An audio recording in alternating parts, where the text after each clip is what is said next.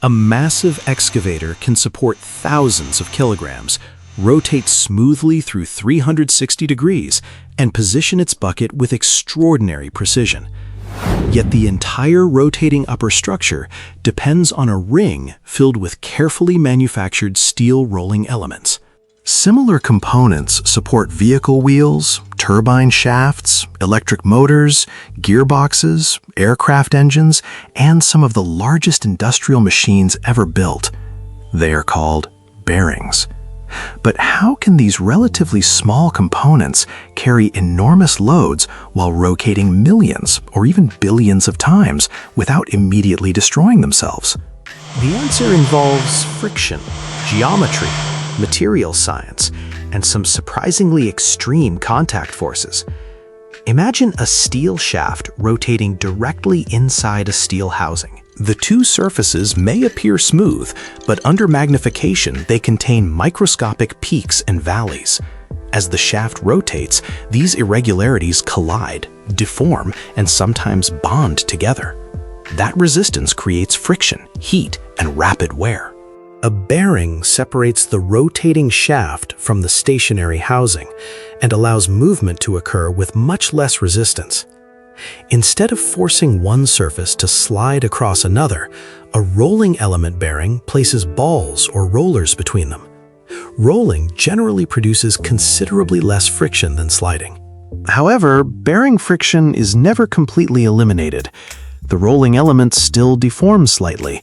The lubricant must move, seals create resistance, and microscopic sliding occurs inside the contact zones. The objective is not to eliminate friction completely, it is to control it. A typical ball bearing contains several precisely manufactured components. The inner ring is normally fitted to the rotating shaft. The outer ring is installed inside the stationary housing. Between them are hardened steel balls that travel along smooth channels called raceways. A cage separates the balls, maintains their spacing, and prevents them from colliding with one another. Seals or shields help keep lubricant inside the bearing and block dirt, water, and other contamination. Although the design looks simple, the dimensions must be controlled extremely carefully. If the internal clearance is too large, the shaft can move and vibrate. If it is too small, thermal expansion can squeeze the rolling elements, increase friction, and overheat the bearing. The correct clearance may be measured in only a few thousandths of a millimeter. Bearings do not all carry force in the same direction. A radial load acts perpendicular to the shaft. The weight supported by a vehicle wheel is a familiar example. An axial, or thrust load, acts parallel to the shaft. This can occur in a propeller, pump, or helical gearbox. Many real machines produce both types simultaneously. A vehicle wheel bearing, for example, must support the vehicle's weight while also resisting the sideways forces generated during cornering. An excavator's large rotation bearing faces an even more difficult combination. It supports vertical weight, sideways forces, and an overturning moment created when the boom reaches away from the machine. Bearing geometry determines which of these loads can be carried safely. A ball does not transfer its load through its entire surface. It touches the raceway across an extremely small contact region.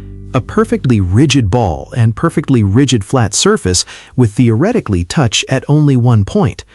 Real materials are elastic, so both surfaces deform slightly and create a tiny contact patch. The force divided across this small area produces contact stresses that can reach billions of pascals. This is known as Hertzian contact stress. The stress is not distributed evenly around the bearing. Rolling elements closest to the applied load carry most of the force, while elements on the opposite side may carry very little. As the bearing rotates, each point on the raceway is repeatedly loaded and unloaded. A bearing may survive this cycle millions of times, but every cycle contributes to microscopic fatigue beneath the surface. Changing the shape of the rolling element changes how the bearing carries force. Ball bearings have relatively small contact regions. This helps reduce friction and makes them suitable for high rotational speeds and moderate loads. Cylindrical rollers create a longer contact region, allowing the load to be spread across a larger area.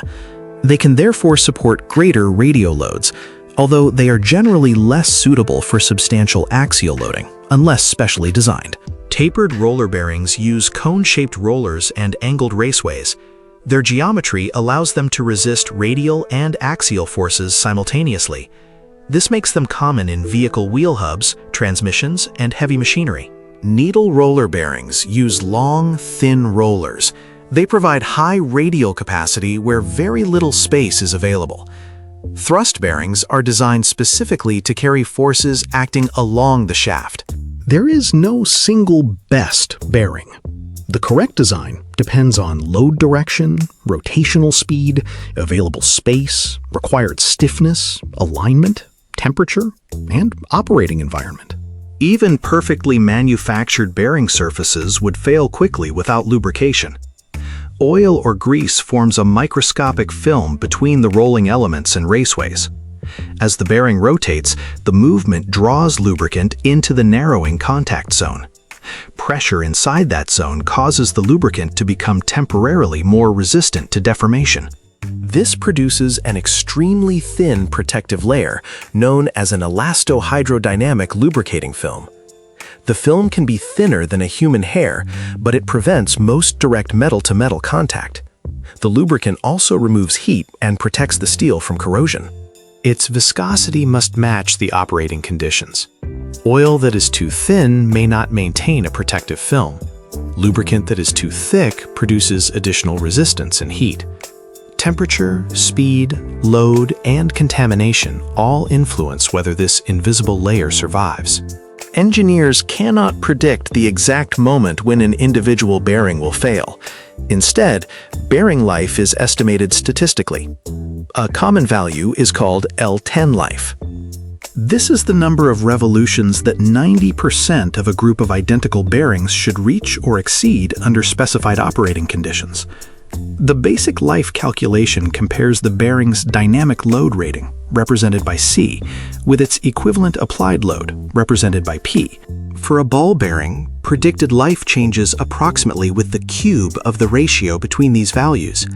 This creates an important and sometimes surprising result. If the applied load on a ball bearing is doubled, its theoretical fatigue life does not simply fall by half. It falls to approximately 1/8.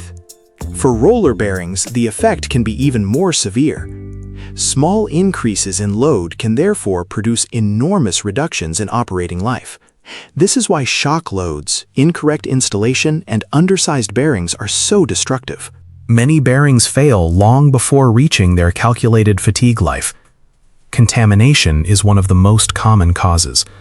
A hard particle trapped between a rolling element and raceway can leave a microscopic dent. Every time another rolling element passes over that dent, it experiences an impact. Insufficient lubrication allows direct metal contact, producing heat, smearing, and rapid wear. Misalignment concentrates the load along one edge instead of distributing it correctly. A severe stationary impact can permanently dent the raceways in a failure known as Brunelling.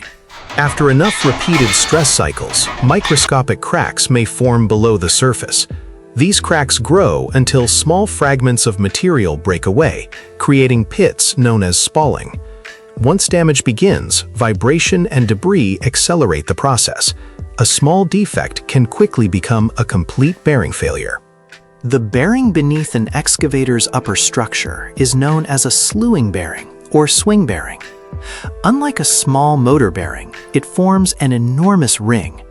Rolling elements travel between large circular raceways, while gear teeth around the ring allow a hydraulic motor to rotate the machine.